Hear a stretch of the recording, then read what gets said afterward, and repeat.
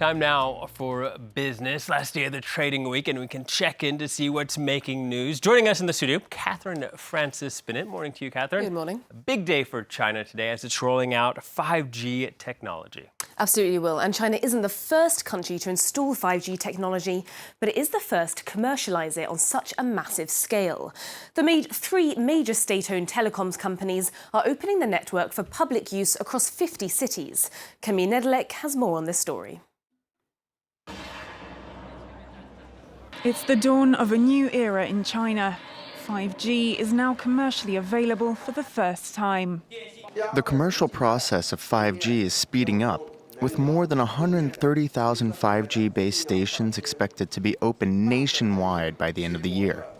5G is 100 times faster than 4G. 10 million users have already pre-registered for the service, and that number is expected to explode to 170 million within the coming months.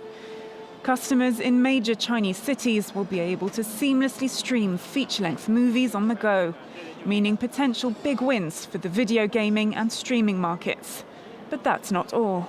5G has a role to play in many industries, and it's happening at just the right time. It could supercharge the development of driverless cars, transport and manufacturing automation, although it will also accelerate the rollout of controversial facial recognition technology. Meanwhile, South Korea, Australia and some parts of the US are still at the pilot phase. The iPhone won't be 5G enabled until next year. Delivered 2 months early, the move sends the message that despite the trade dispute with the US, China can not only survive but thrive without President Donald Trump's blessing. Beijing is expected to invest up to $217 billion on the technology over the next 5 years. Emotion recognition technology is the new craze in surveillance software. Smart video took the limelight at China's annual surveillance expo this week in the city of Shenzhen. The idea behind emotion recognition technology is to analyse someone's mental state. It's aimed to be used at border control and in security situations as a way of identifying levels of aggressiveness or nervousness. The technology doesn't work that well yet.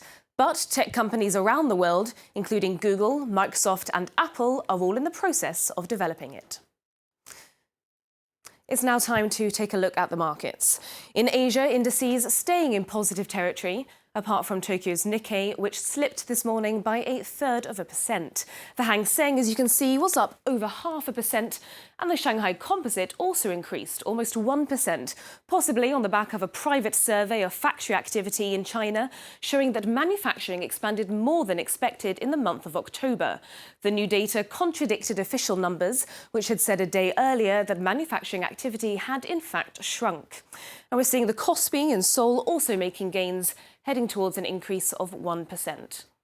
It's much the same thing over in Europe, where we have positive signs boosted by this trading in Asia.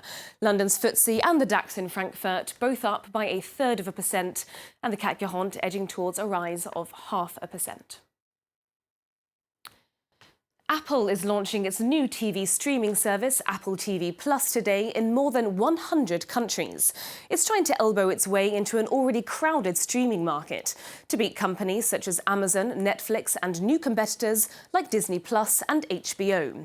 It's undercutting its rivals, however, with a very low price, just $4.99 a month, but is starting off on the back foot with bad reviews for its original content shows, despite filling them with big-name celebrities like Jennifer Aniston and Reese Witherspoon. It's a big gamble for the company, which is reportedly spending $6 billion on content.